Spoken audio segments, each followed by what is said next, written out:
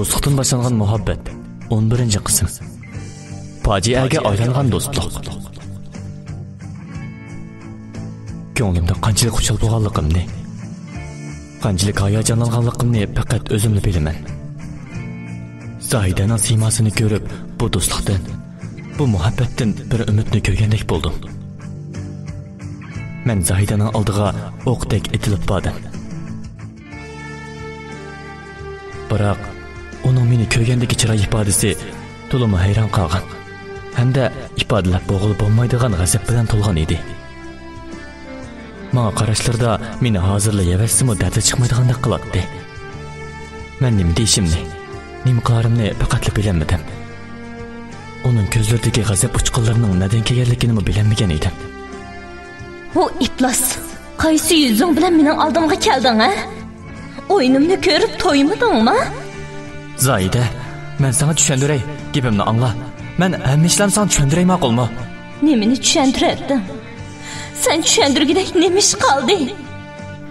Dadam opamning o'limini sen menga tushuntirading. Sen menga tushuntirgidek, men tushungidek ishlarni qilmading, Tehron. Muhabbatimizni, seni yaxshi ko'rganligimning yuzini qilib, men seni izlamadim. Seni aramada qo'ydim. Senden hech nima kutmadim. Bütün ishlarni, beshimga kelgan hamma ishlarni taqdirning o'rinlashtirishi deb bildim. Shunlashqa endi meni senmi aramimda qo'yib bo'lamdi. Mendan yiroq tur. Hamma ishlar tugagan bo'yicha bo'lsin. O'tinib qolay, Tehron. Hey, to'xta. To'xtab tur. To'xtab tur, men tushunmadim. Sen ota-onangdan Men ketmoqchi bo'lgan Zohidaning qo'lidan tortib so'rmoqchi bo'ldim. Biroq u menga yana gap qilishga fursat bermadi. U orqasiga qarab qo'ymay ketib o'tdi.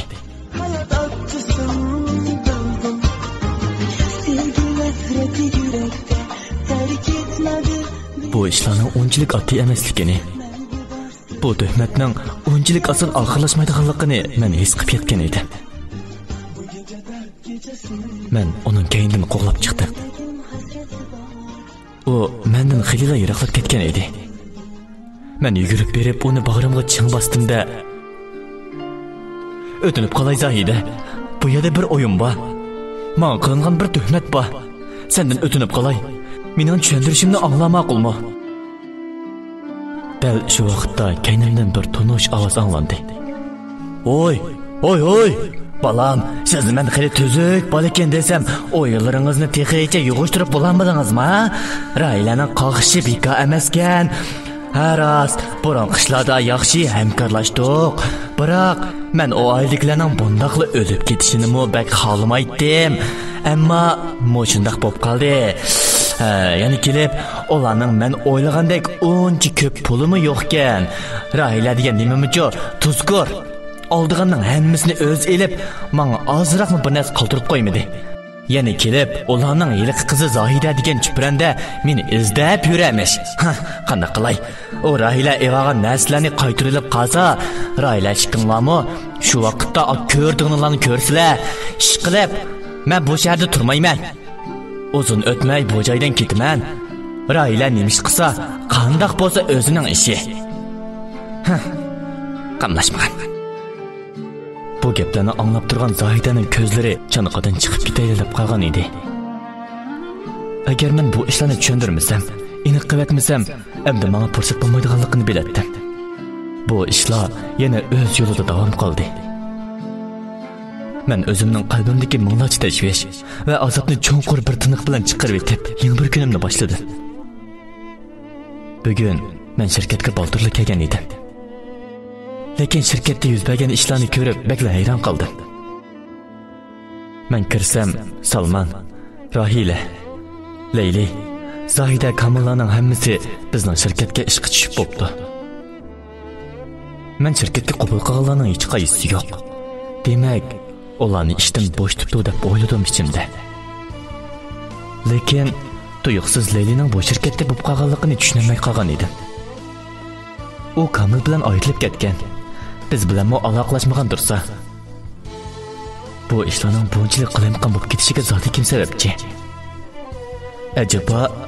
Acaba rostla mening sababimdan mushunaq bo'layotganmidi? Men bu ishlarni aniq qilish uchun Kamil, bu ishni menga tushuntirib qo'yamsan. Voy, tushuntirib qo'yamsan deb qo'ying. Bizni qarshamaydigan o'xshamamsiz. Voy jon Tehron, sening bu qo'polliging qachonmi o'zgara? Qizlarga azor berishni bilgan. Voy, seni kechicha qarib esib qolmagandi. Doim xushal kayfiyatni buzib, tazini bir. Seni kalamikin desam texi, bir ishlarni tushundirib qo'y deb yurgan. Avo mo'rangning ustidagi qapoq bo'lmagandan kalla bo'lgandan o'zing o'ylamamsan. Bundaq o'z maqsadiga yetish uchun vosita tanlab o'ltirmaydigan odamlarning kallasi faqat yelimikir o'ylashqila ishlaydi. To'g'ri tushunib turaylik. Az kundan keyin biz buni doktorxonadan izlaymiz. O deganingmi to'g'ri Leyli. Nimli bo'lsin, men yanada tushuntirib qo'yay. Bu shirkatni qurishdagi maqsadimiz jam bo'lish uchun edi. Aramizdagi ba'zilarning o'yin o'ynashi bilan biz bundoq chijilib ketsak bo'lmaydi-da. Yana kelib Salmonning yordamida Leyli ikkimizmi yarashib qoldik. Aramizdagi o'qishmasliklarni hal qilib bo'ldik. Chidamaslarga, ko'rmaslarga o'yin qo'yib berishni xohlamdik. Zohidamu ham bizning eng yaqin do'stimiz. Shunlashqa ular bugundan boshlab bizning shirkatning paychiki hisoblanadi. Salmon bilan Roilaga kelsak, Roila sal turib qaytdi. Biroq Salmon bu shirkatda bo'lmaydigan muhim odamlarning biri. Yana kelib, menga hasad qilmaydigan, mening muhabbatimga, boyliqimga ko'z qizartmaydigan eng yaqin ishonchli do'stim. Shunlashqa ularni ekib oldim. Biroq yiliqi ishki non emasning qo'ldan ish kelmaydi ekan. Shunlashqa ularni ishdan bo'shatdim.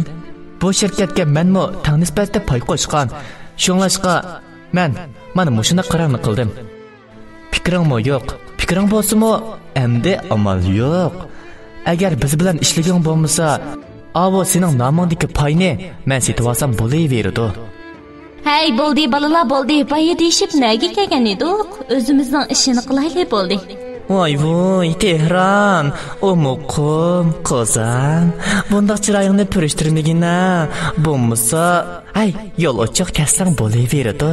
Kamil sana nahayda tushunish qilib deb bergandi. Mavu qapoqkallang mashina bo'lsam tushungandi, ha? Yani tushunmagan bo'lsa, ba'zilarga rostla amal yo'q. Biz o'zimizning ishini qilaylik balalar. Bo'lmasa yana boshqalarga tahdid solib, bizni xalqga karvat ustidagi muhabbat qilib bermisin yana. Rastaysiz. Sizlarga desam-chu, ba'zilarning artistligiga Hollywood cho'lponlarimi hayron qoladi. Kaynada qahramon bo'ladigan yerlari bor texir. Rost.